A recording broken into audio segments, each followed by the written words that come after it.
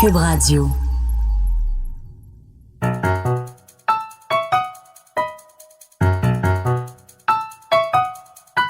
Ici Mathieu Bock-Côté et bienvenue aux Idées mènent le monde.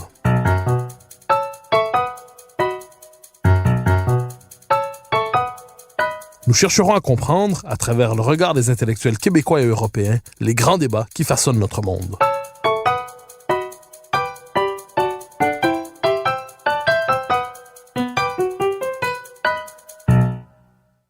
La réflexion sur la modernité semble indissociable d'une méditation sur ses limites.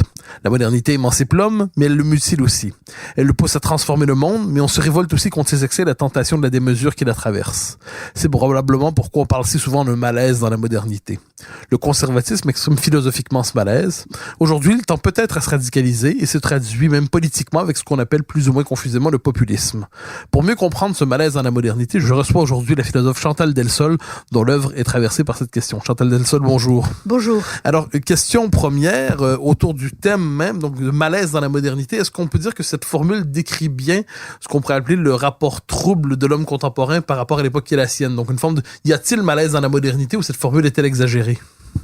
Non, je pense qu'il y a effectivement un franc malaise parce qu'il y a un désir d'émancipation sans limite qui finit par poser des problèmes à un moment donné. Parce que être sans limite, ça n'est pas humain. Donc, même si dans la théorie, on peut aller au-delà des limites, il arrive un moment où on se demande quand même si on ne va pas être obligé de restaurer des limites.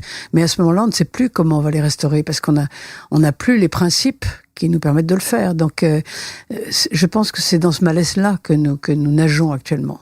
Alors, dans certains de vos ouvrages, vous avez évoqué deux pathologies, appelons ça de la modernité, la pathologie de l'émancipation radicale, le communisme, et la pathologie de l'enracinement absolu, le nazisme. De quelle manière peut-on dire que ces deux pathologies se répondent mutuellement d'une certaine manière?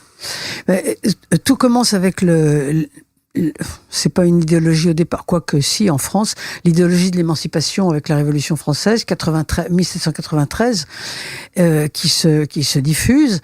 Et en fait, l'Allemagne est le pays qui résiste à ça. C'est parce que l'Allemagne est un pays romantique, donc un pays enraciné, et on le voit à travers toute sa littérature. Enfin, il faut lire par exemple le livre de Heine de l'Allemagne. On voit bien ça, et puis on le voit tout le long du 19e.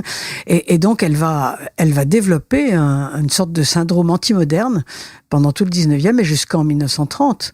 Et au fond, Hitler se saisit de ce syndrome, même s'il n'est pas peut-être complètement conscient de tout ça, parce que il est pas si malin que ça, ni si intellectuel, mais il se saisit de ça, et c'est comme ça que le nazisme va devenir le totalitarisme de l'enracinement, et c'est pour ça d'ailleurs que ça va nuire après à l'enracinement, parce qu'après le nazisme, on va dire si l'enracinement c'est ça, plus d'enracinement. Et c'est tout le problème des conservateurs d'aujourd'hui, je pense, c'est que dès qu'ils font quelque chose, ils sont assimilés au nazisme. C'est difficile pour eux.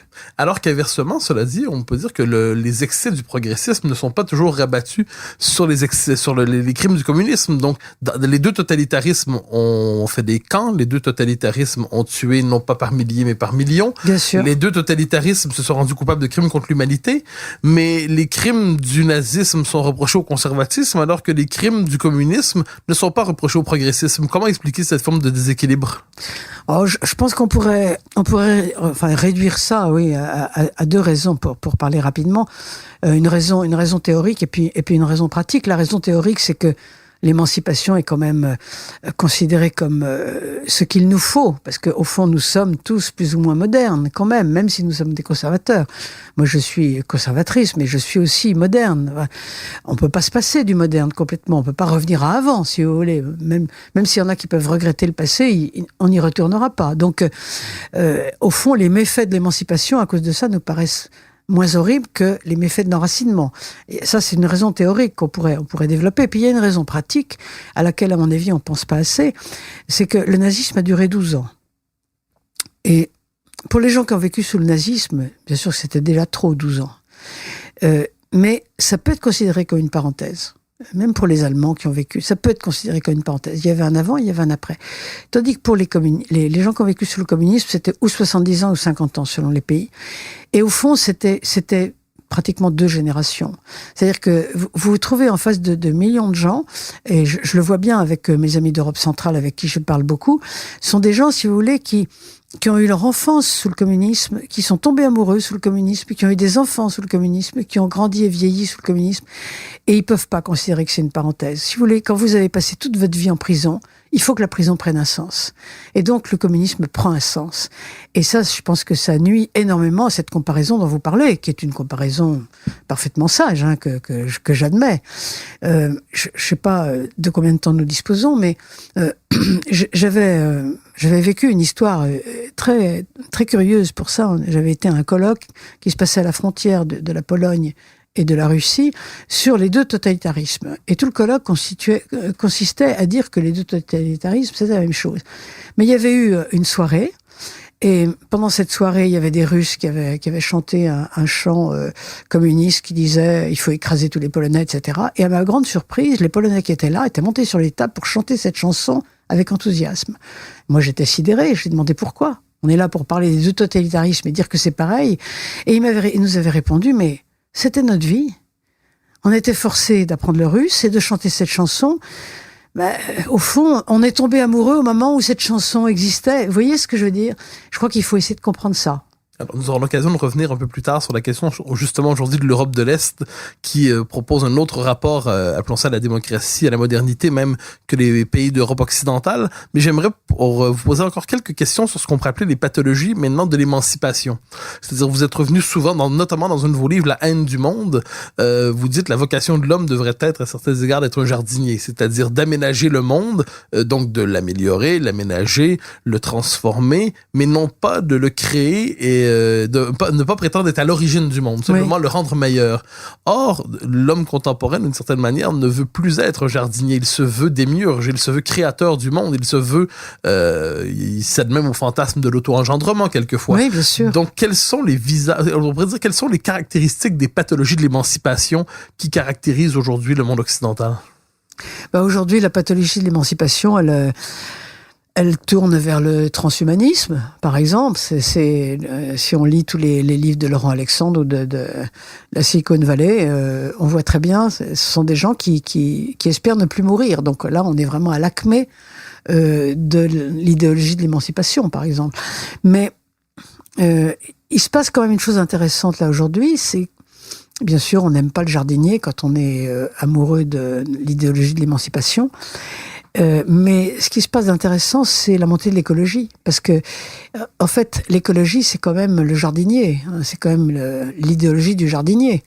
Ou la pensée, parce que je ne sais pas s'il y a une idéologie dans ce sens-là.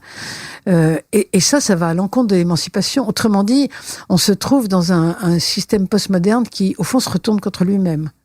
Et je pense que ça, c'est assez intéressant. Il y a à la fois les excès de l'émancipation avec le transhumanisme, voire même le posthumanisme, et puis bien d'autres choses. Toutes les lois dites sociétales, par exemple, qui sont typiquement de l'idéologie de l'émancipation, voire même le totalitarisme de l'émancipation, si on peut utiliser ce mot. Moi, j'aime pas bien l'utiliser pour ça, mais bon. Et puis, en même temps, il y a une forme de retour à l'enracinement avec l'écologie. En fait, c'est la nature, c'est pas l'homme, c'est la nature qui nous fait revenir au jardinier. Bon, tant mieux, saisissons cela, hein, je pense. Mais est-ce qu'on peut dire que l'écologisme se présente certainement effectivement comme une pensée de l'enracinement, une réflexion sur ce qui permet à l'homme d'habiter un monde habitable, mais est-ce que l'écologisme ne se présente pas aussi quelquefois paradoxalement comme une pensée du déracinement? Lorsque l'écologiste nous dit l'homme n'a qu'une planète, l'homme n'appartient qu'à sa planète, les divisions, les frontières, les nations, les patries, les religions, les civilisations sont dépassées parce que tout ça nous empêche d'accéder à la conscience planétaire, est-ce qu'un certain écologisme paradoxalement n'est pas un agent de déracinement aujourd'hui? Oui, parce que là, vous parlez du mondialisme. Appelons-le comme ça, on pourrait trouver d'autres mots, mais qui peut être lié à l'écologisme, mais qui n'en fait pas intrinsèquement partie. Simplement, on pourrait dire que les écologistes utilisent parfois les méthodes idéologiques. On le voit avec Greta Thunberg, qui est utilise complètement les méthodes de l'écologie. Par exemple, cet excès de langage, cette systématisation de tout, ces imprécations, enfin, voilà, elle a tout au fond d'une idéologue typique du postmoderne. Mais ça, c'est la méthode. Et je pense quand même que la pensée écologique, si on retire la méthode et si on retire le mondialisme qui peut s'y attacher, c'est une pensée du jardinier. Alors, vous avez, sur la question de de l'émancipation, des excès ou de la démesure de l'émancipation, dans un de vos ouvrages, La haine du monde. Donc, vous avez utilisé ce titre, ce thème, La haine du monde. C'est un titre très fort. Qu'entendez-vous lorsque vous parlez justement de haine du monde? Pourquoi ce terme plutôt qu'un autre, ce terme très fort? Qu'est-ce qui fait du progressisme, peut-être dans ses excès, une pensée de la haine du monde? Alors, comme vous savez, je suis une élève d'Hannah Arendt, une disciple, je sais pas comment il faut dire, et elle a écrit sur l'amour du monde. Et au fond, quand elle écrivait sur l'amour du monde, je pense, même si j'en ai pas une certitude historique, parce que je sais pas s'il reste beaucoup de textes là-dessus, qu'elle pensait à Gunther Anders, donc son premier mari, qui lui était carrément dans la haine du monde. Et il l'a montré parce qu'il a écrit énormément de livres sur la haine, et on voit que c'est un homme qui est, et qui même dit qu'il y a plus assez de haine dans le monde, puisqu'il dit qu'il y a eu un état d'obsolescence de la haine, enfin bon, il y a toutes sortes de choses. Et elle a vécu avec ce garçon, notamment à Paris d'ailleurs, pendant plusieurs années, après l'arrivée au pouvoir d'Hitler. Et je pense qu'elle a forgé son concept d'amour du monde contre ce type de haine. Donc moi je suis revenu à la haine pour montrer que qu'est-ce que c'est que la haine du monde? C'est le refus des choses purement naturelles, des choses anthropologiques, du monde tel que nous ne pourrons pas le changer. Voilà, c'est la haine de ce que nous ne pouvons pas changer. Les choses anthropologiques les plus simples qui sont l'homme et la femme. Vous êtes un homme, moi je suis une femme. Voilà, ce sont des choses qu'on ne change pas. On veut les changer. C'est parce que nous avons la haine de ça que nous voulons les changer. Il n'y a qu'à regarder les féministes. Et puis, il y a plusieurs choses. L'anthropologie, c'est l'homme et la femme, la filiation, ce qu'on est en train d'essayer de changer. Ça, il n'y a pas besoin de nous faire un dessin. Et puis, la vie et la mort. Donc, il y a une sorte de haine de ces fondamentaux anthropologiques. C'est ça, la haine du monde. Alors, la question anthropologique est très présente dans votre œuvre, dans plusieurs de vos ouvrages, de vos cours, on la retrouve. Qu'est-ce qui fait en sorte qu'aujourd'hui, on retrouve cette question anthropologique qui avait peut-être été négligée par la philosophie politique pendant une bonne partie du XXe siècle? À tout le moins, dans la deuxième moitié du XXe siècle, la philosophie politique ne semble pas s'y attarder exagérément. On trouve quelques penseurs pour s'y intéresser, mais la philosophie politique semble la traiter comme quantité négligeable. Qu'est-ce qui explique aujourd'hui le retour de la question anthropologique? Et je dirais, encore une fois, quels sont ces invariants fondamentaux qu'on redécouvre à travers la question anthropologique? On a longtemps cru, on a quand même pendant un siècle été dominé par la pensée marxiste. Alors appelons ça la pensée socialo-marxiste. C'est plus complexe que le marxisme lui-même, mais à peu près ça. Et là, on croyait que si on mettait fin aux dominations sociales, je parle au pluriel, les dominations sociales, eh bien, on arriverait à une société quasiment parfaite, quoi, au fond. C'est un peu ça. Donc, à la limite, on n'avait pas besoin de se pencher sur les questions fondamentales et anthropologiques. Il suffisait, d'après la doxa ambiante, qui a été quand même le fait de beaucoup de philosophes aussi, en tout cas en France, il suffisait de mettre un terme au lieu de classe pour que tout aille bien. Donc, on n'a pas besoin de creuser plus profond. Et je pense que c'est à partir du moment où, il y a peu de temps, finalement, il y a 30 ans, on s'est rendu compte que ça marchait pas comme ça, si on peut dire, que on est allé creuser plus profond pour voir comment on pourrait se libérer. Parce qu'on est toujours dans le thème de la libération. Moi, je ne pense pas que finalement, le fond de l'affaire, c'est la libération. C'est en cela que je ne suis pas ni marxiste ni post-marxiste, même si je crois en une forme d'émancipation. D'ailleurs, si j'y croyais pas, je serais en train de cracher dans ma propre soupe, parce qu'après tout, étant une femme, s'il n'y avait pas eu d'émancipation, je serais en train de tricoter à la maison et pas de parler avec vous. Vous voyez, bon, donc il faut pas être crétin non plus. Mais je pense que c'est pas le fond de l'affaire.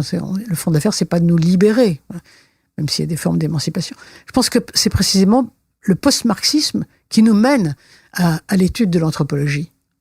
Alors, ces invariants anthropologiques, ces codes premiers des sociétés, on les redécouvre aujourd'hui, mais je dirais que l'Europe les redécouvre à travers deux chemins assez différents. C'est-à-dire, d'un côté, en Europe occidentale, une partie de la population exprime une protestation face au monde tel qu'il ne va pas, comme aurait dit Chesterton, en se tournant vers ce qu'on appelle plus ou moins confusément les partis populistes. Et à l'Est, cette protestation est parvenue à se normaliser, à prendre le pouvoir à certains égards, à travers ce qu'on appelle la démocratie illibérale. Est-ce qu'on peut dire que ce qu'on appelle le populisme à l'Ouest et la démocratie illibérale à l'Est répondent à une même protestation contre les excès de l'idéologie de l'émancipation, ou est-ce qu'il faut limiter les rapprochements idéologiques entre ces deux concepts et ces deux mouvements? Pour moi, c'est la même veine. C'est au fond un reproche ou une critique ou une révolte face aux idéologies de l'émancipation et face surtout au manque de limites, l'incapacité de voir des limites à l'économie, des limites à l'immigration, des limites à la mondialisation, des limites au marché, etc. À ceci près que c'est beaucoup plus conceptualisé dans certains pays de l'Est, comme par exemple en Hongrie, où c'est carrément typique, où c'est carrément conceptualisé, chez Orban. C'est-à-dire que là, vous avez clairement une doctrine du besoin de la limite. Vous avez clairement chez Orban, pas chez le Polonais qui est quand même nettement plus primitif. Orban n'est pas un primitif, mais vous avez toute une théorie que j'agrée, selon laquelle vous savez la fameuse phrase française ma liberté s'arrête là où commence celle des autres.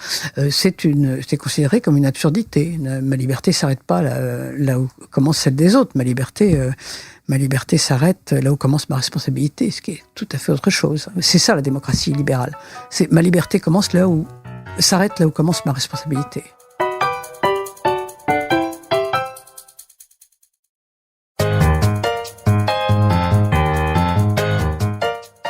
Alors, on utilise le mot démocratie illibérale. Je reviendrai un peu plus tard sur la question directement du populisme à l'Ouest. Mais quand on parle de démocratie illibérale, une chose me frappe. J'ai l'impression que c'est un terme qui est un peu inexact néanmoins. C'est-à-dire la démocratie illibérale d'aujourd'hui n'est-elle pas quelquefois dans sa définition simplement la démocratie libérale d'avant-hier? J'entends par là, démocratie libérale d'avant-hier, elle n'est pas étrangère à la souveraineté populaire, non plus qu'à la souveraineté nationale, non plus qu'à la décision politique, qui n'est pas transférée vers les tribunaux.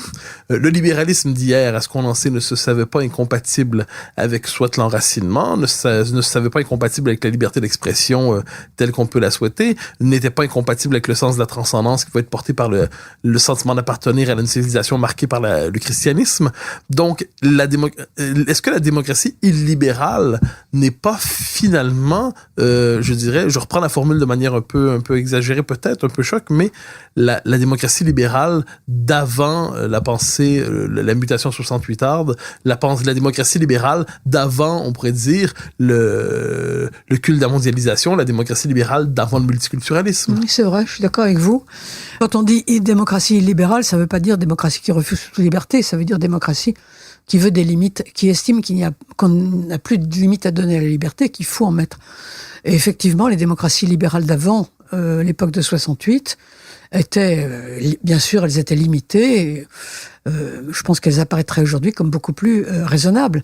Ce qui permet d'ailleurs de comprendre pourquoi ça apparaît beaucoup, ce type de démocratie illibérale apparaît beaucoup en Europe centrale, parce que précisément, ce sont des gens qui se sont retrouvés tout d'un coup en face de nos démocraties complètement illimitées, qu'elles n'avaient pas vues depuis 50 ans. Et donc, ça leur a fait un choc tel que, justement, elles ont été portées à créer d'autres... Il n'y a pas eu pour elles de transition douce. Alors que nous, d'abord, il y a eu une transition, puis c'est nous qui l'avons créée, dans lesquelles elles se sont trouvées tout d'un coup en face de...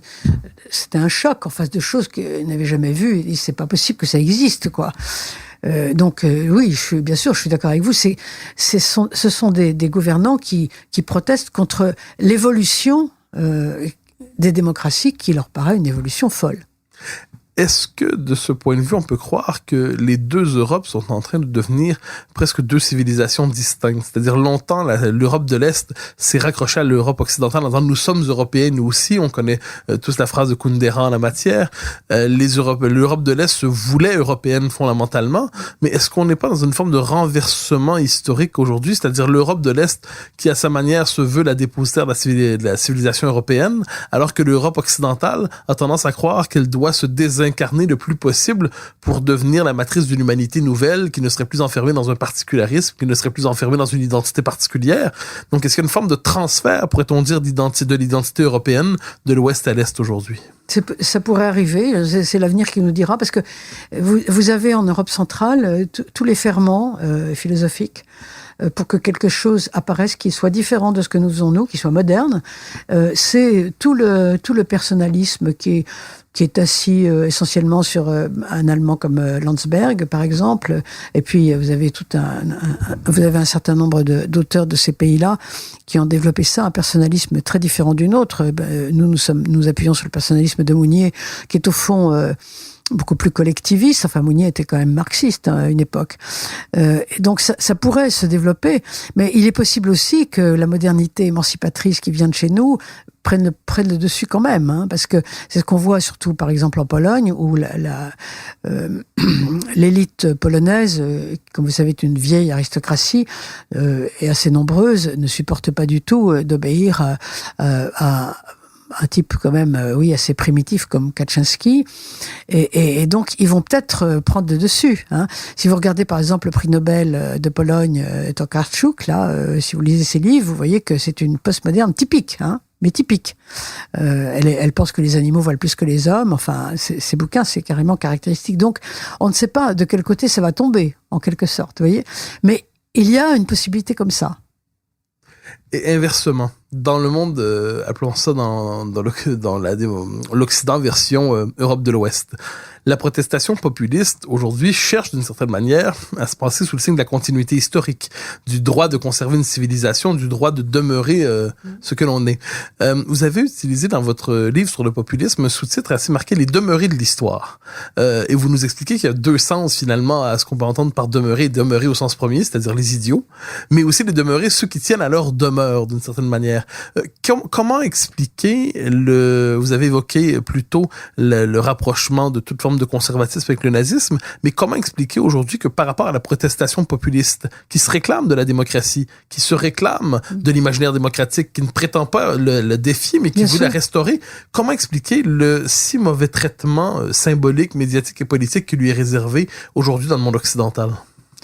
Il y a un fait, je le regrette, je sais pas du tout si je suis capable de l'expliquer, je pense pas, c'est que malheureusement, tous ces populistes, entre guillemets, ou illibéraux, sont quand même pas des théoriciens.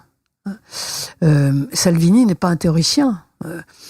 Ce sont des gens plutôt grossiers et qui se vantent de l'être, et peut-être d'ailleurs ne peuvent-ils avoir des électeurs que parce qu'ils le sont, grossiers, je ne sais pas. C'est au moins ce que dit quelqu'un comme Trump. Il dit, mais moi, si j'étais pas capable d'injurier sur mes tweets, personne ne voterait pour moi, vous voyez. Donc, il y a là un problème, parce que ce sont des gens qui, forcément, ne théorisent pas. Alors, ils se trouvent en face de gens qui théorisent, et forcément, ils vont avoir le dessous. S'ils apparaissent uniquement comme des brutes épaisses, c'est là notre gros problème à nous conservateurs, c'est que nous ne sommes pas soutenus. Vous voyez ce que je veux dire? Et d'ailleurs, je crois que c'est l'un des problèmes d'Orban, hein. C'est qu'il est soutenu en fait par des gens qui n'ont pas beaucoup d'arguments, quoi. Alors on peut pas être éternellement tout seul, vous voyez. Alors quelle est la raison de tout ça? Je ne sais pas. Vous dites que les populistes ne sont pas soutenus. Je me permettrai de vous relancer à travers une question en angle. Il y a d'une certaine manière rapprochement à faire entre conservatisme et populisme. Les deux ne sont pas, on peut pas les identifier l'un à l'autre, mais ils se recoupent à plusieurs égards. Or, la pensée conservatrice ne s'interdit pas de théoriser, loin de là. On peut trouver en France, d'ailleurs, depuis plusieurs années, tout un renouveau intellectuel théorique de la pensée conservatrice.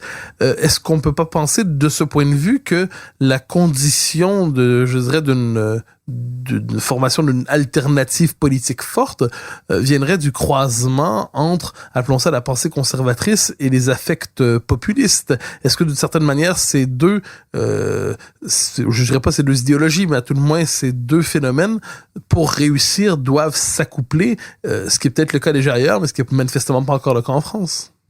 Alors peut-être que ça existe ailleurs. J'ai pas la prétention de savoir ce qui se passe partout, mais vous avez raison de dire qu'il y a un renouveau de la pensée conservatrice. Il y a 30 ans en France, les principaux intellectuels étaient tous marxistes. Enfin, à une exception près ou deux, mon maître Julien Freund, qui était d'ailleurs complètement ostracisé à cause de ça, et puis Raymond Aron. Bon. Mais maintenant, c'est complètement le contraire. Vous avez raison de le dire. Mais il n'y a pas de rencontre entre ces conservateurs théoriciens et philosophes et puis Marine Le Pen.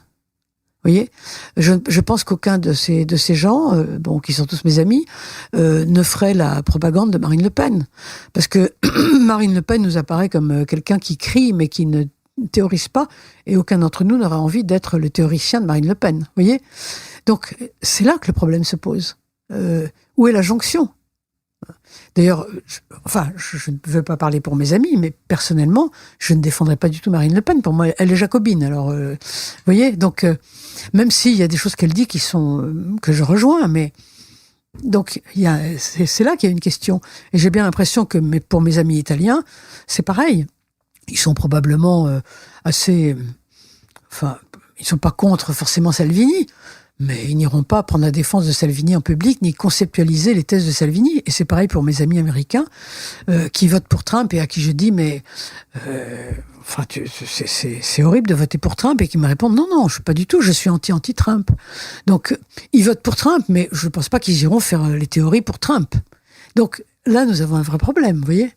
Effectivement, les partis populistes ne sont pas particulièrement inspirants, ni en France ni ailleurs. De l'autre côté, le conservatisme a une puissance théorique véritable, mais semble politiquement impuissant.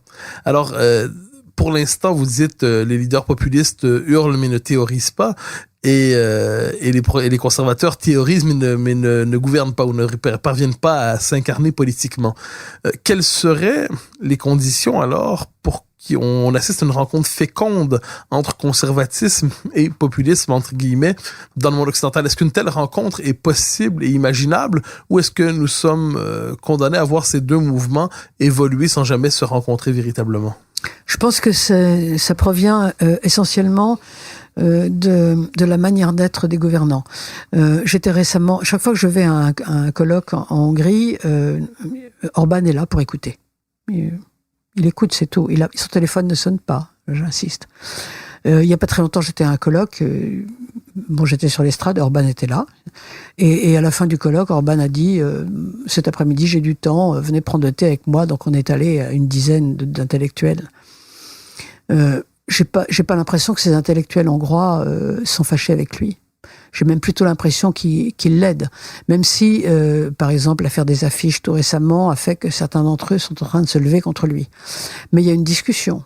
Donc je pense que ça dépend du type de gouvernant que nous avons. Je ne m'imagine pas une seconde d'aller discuter avec Marine Le Pen, qui pour moi est une folle. Enfin, je dis les choses clairement parce que, au fond, ça m'est égal, je dis ce que je pense. Et puis, j'ai confiance en vous. Mais je pense que tout dépend des gouvernants que nous avons. Pourquoi ne pas discuter avec un gouvernant quand on est intellectuel? Mais on a été tellement déçus depuis 30 ans. Chaque fois qu'un gouvernant nous demande quelque chose, il nous demande de travailler pour rien. Après, il met notre rapport dans un tiroir, il n'en fait rien. Ou bien alors, il nous donne des rendez-vous, il arrive 3 heures en retard. Ou bien alors, il nous donne un rendez-vous, il téléphone tout le temps pendant qu'on lui parle. Enfin, on n'a pas l'habitude d'avoir des gouvernants normaux, si vous voulez. Donc, je pense que l'essentiel, il est quand même là. Je crois, hein. Alors, imaginons néanmoins que la protestation contre les excès de l'émancipation, contre les excès de la modernité, contre ce que d'autres appellent la postmodernité, imaginons que cette protestation dans le monde occidental parvienne néanmoins à se traduire politiquement autrement que dans la fonction tribunicienne, autrement que dans l'opposition permanente. D'après vous, quels sont les thèmes, appelons ça comme ça, les thèmes politiques, mais pas politiciens, mais les thèmes politiques autour desquels pourrait se construire cette cette option conservatrice ou cette alternative à tout le moins au progressisme? Quels sont les thèmes? Donc, on parle quelquefois des questions identitaires, donc l'immigration, l'identité nationale. De l'autre côté, on parle des questions sociétales. D'autres vont parler des thèmes démocratiques en parlant du rapport au gouvernement des juges ou l'autorité classique de l'État. Quels sont pour vous les thèmes qui sont les plus porteurs, à tout le moins en Europe occidentale? Moi, je repartirais de plus profond encore que ça, sur des thèmes qui englobent, qui dans le fond englobent tous ces thèmes dont vous parlez, et je reprendrai le thème de la responsabilité. C'est-à-dire la responsabilité. Enfin, là, je pars d'un pays comme la France parce que c'est celui que je connais. La responsabilité des gens face à l'assurance chômage, par exemple, ou au chômage en tant que tel, hein, parce que je connais des familles entières en France qui vivent avec l'assurance chômage et qui ne travaillent pas, qui sont organisées pour ne pas travailler. Donc, moi, je partirais de la responsabilité, de responsabiliser les gens. Alors, pour cette question du chômage ou des assurances ou des allocations, hein, je pense qu'en France, c'est très important parce qu'on a un pays qui est en train de dépérir d'irresponsabilité.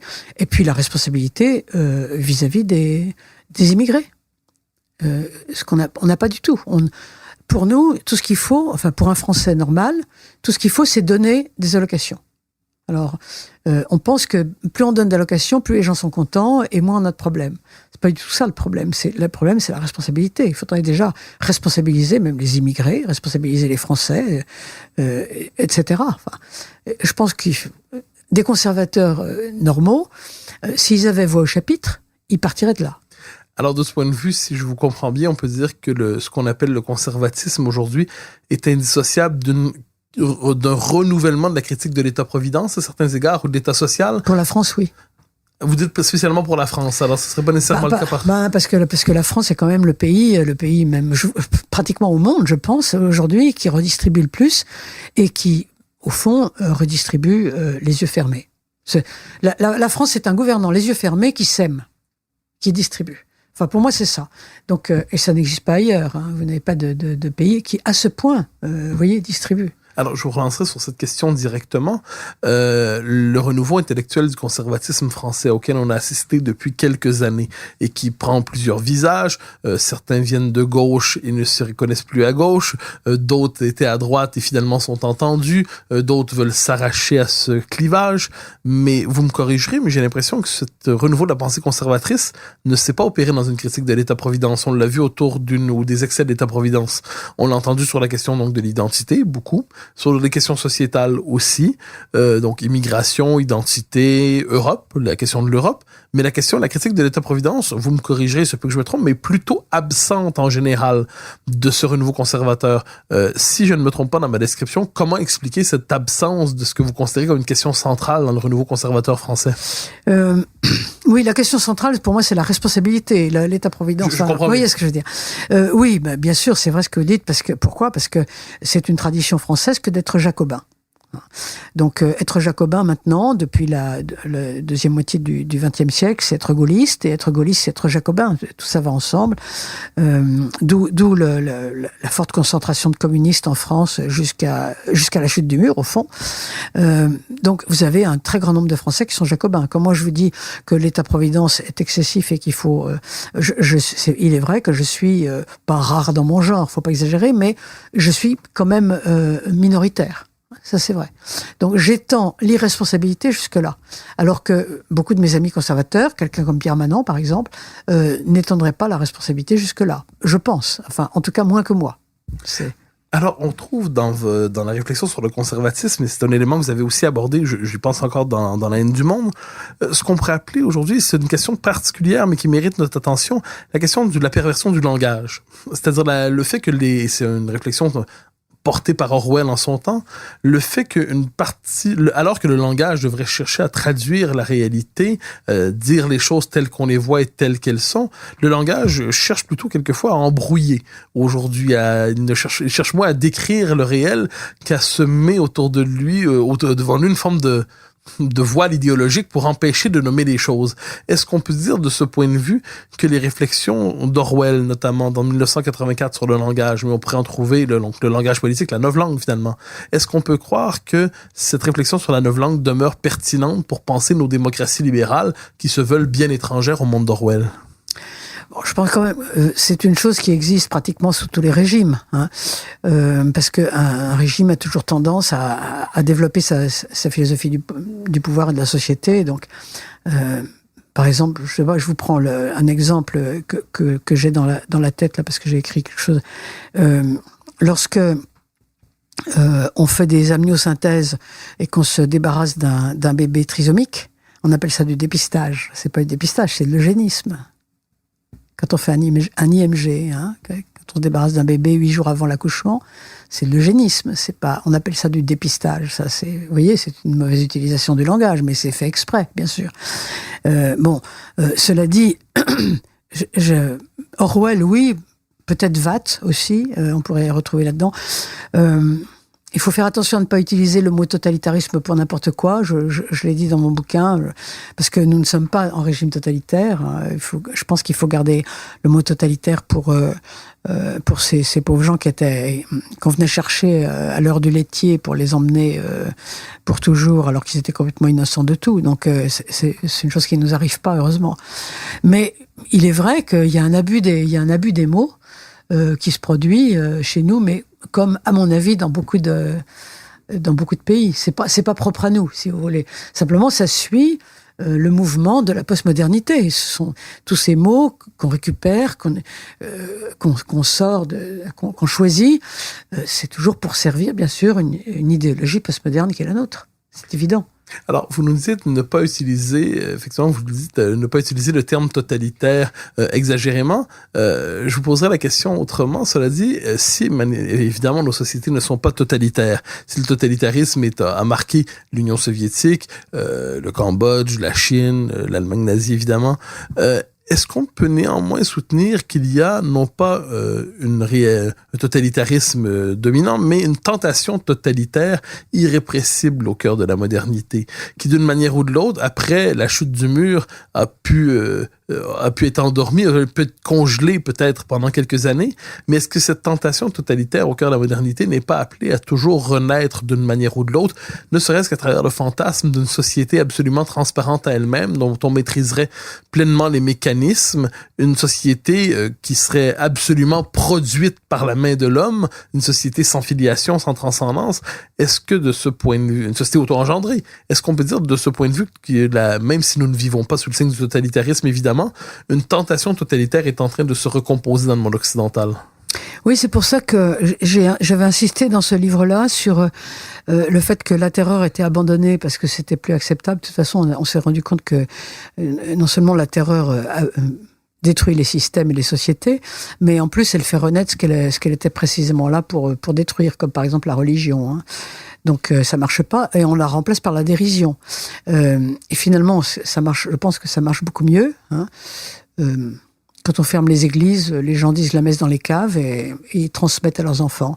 Je vois en Roumanie où j'ai plein d'amis qui ont fait ça. Bon, tandis que quand on ricane sur la religion, alors là, on détruit la religion dans les familles. Ça, c'est génial, c'est radical. Donc il y a effectivement une volonté, en utilisant d'autres moyens, de systématiser le postmoderne. En faisant une idéologie et en essayant de l'imposer d'une manière totale. Ça, je suis d'accord. Les discours sur l'écologie des écologistes radicaux sont absolument typiques à ce sujet, hein, puisque l'écologie, c'est la religion d'aujourd'hui. Donc, effectivement, il y a quelque chose comme ça. Il y a une volonté. Cela dit, la dérision, je pense qu'elle marche bien quand elle marche, mais elle suffit pas à tout quand même. Et nous existons. C'est bien la preuve que ce n'est pas total, hein.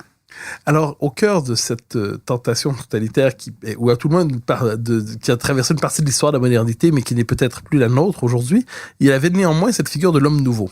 La figure de l'homme nouveau, c'est-à-dire un homme qui, avec une société parfaite, pourrait accoucher de nouveaux types d'humanité, en quelque sorte. Alors, l'homme nouveau, c'était le travailleur chez les soviétiques, c'était le romain chez les fascistes, c'était l'arien chez les nazis. Est-ce qu'on peut penser que le fantasme de l'homme nouveau, aujourd'hui, à travers le transhumanisme que vous avez évoqué, à travers la théorie du genre, qui cherche à rêver d'une humanité qui abolirait la différence sexuelle, est-ce qu'on peut croire que d'une humanité, comme on dit, sans discrimination ni préjugés, qui consiste en fait à rêver d'un homme absolument déraciné d'une manière ou de l'autre, est-ce qu'on peut croire que cet élément, à tout le moins central de de l'imaginaire totalitaire, la figure de l'homme nouveau continue de nous habiter d'une manière ou de l'autre, ou est-ce ici encore une fois un excès de langage? Non, c'est pas un excès de langage. Je crois que c'est un, disons, je dirais que c'est un courant. C'est un courant que j'appelle nihiliste, puisque justement il va à l'encontre de tous les fondamentaux anthropologiques. Mais c'est un courant nihiliste parmi d'autres. Personnellement, je ne crois pas au réel danger du nihilisme. Je pense que le nihilisme, bon, qui commence avec Diogène le Cynique et qui passe par Sade et qui aboutit à Michel Foucault, bon, on peut dire ça comme ça, c'est un courant qui parcourt nos sociétés, qui peut plaire au moment où il n'y a pas grand-chose d'autre à se raccrocher. Et pour se raccrocher, c'est le cas d'aujourd'hui. Mais ça marche pas. Je pense que c'est pas vraiment crédible. Ça marche chez certaines élites. Bon, je pense que c'est pas le principal. Il y a d'autres courants qui, à mon avis, sont beaucoup plus captateurs, comme par exemple le courant de la sagesse, alors vous avez un certain nombre de philosophes qui se rattachent au courant de la sagesse, soit à travers l'amour des stoïciens anciens, donc on revient avant le christianisme, c'est le cas de Comte-Sponville par exemple, et qui va défendre le suicide par exemple au nom un peu comme les stoïciens, ou bien alors à travers en rejoignant les sagesses asiatiques, c'est François Julien par exemple, et je pense que ce sont des courants qui sont très très puissants et très présents, et qui sont à mon avis, plus captateurs que les courants nihilistes. Donc vous avez toutes sortes de courants, le courant nihiliste en est un. Alors, le temps d'une dernière question. Il y a dans votre œuvre aussi une réflexion discrète mais réelle sur le rapport au christianisme. Est-ce qu'on peut croire que nous vivons définitivement dans un monde post-chrétien, ou est-ce qu'en dernière instance, les peuples occidentaux, dans leur désir de se réenraciner, au moins partiellement, cherchent aussi à se réenraciner dans l'univers mental et civilisationnel du christianisme? Personnellement, je crois que la chrétienté est morte. Je dis pas le christianisme, hein, je dis la chrétienté, parce que alors, elle a commencé à être attaquée dès le XVIIe siècle, hein, on peut dire les choses comme ça, même peut-être un peu avant. L'époque révolutionnaire lui a porté un coup pratiquement fatal. Il y a eu une sorte de retour au XIXe, et puis maintenant, je crois que vraiment il faut abandonner l'idée de la chrétienté. D'ailleurs, l'Église avec un grand E. Est quand même en état de décomposition. Enfin bon, sauf les monastères, hein, c'est d'ailleurs très intéressant. Je pense que le christianisme va continuer à se développer à travers les monastères, mais la chrétienté elle-même, c'est-à-dire le moment où ce sont les chrétiens qui décident des lois, qui influencent la morale, tout ça c'est fini, je pense. Il faut que nous sachions, enfin nous les chrétiens, moi je suis chrétienne, que nous sommes minoritaires. Et il faut, je pense, récupérer les vertus des minoritaires. On va aller voir les juifs et les protestants pour leur demander comment ils font. Ils vont nous expliquer très bien. Hein.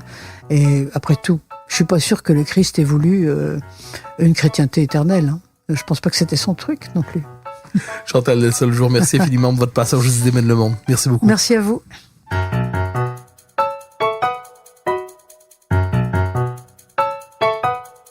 Chers auditeurs des Idées mènent le monde, vous pouvez faire connaître le balado sur vos réseaux sociaux en partageant les épisodes que vous aimez. Cela nous donne à chaque fois un fier coup de main pour faire découvrir le balado. Ainsi, si vous écoutez sur une autre plateforme que Cube Radio, laissez-nous un commentaire. C'est encore une fois un geste qui nous permet de faire connaître la série au plus grand nombre. Merci à vous d'être à l'écoute.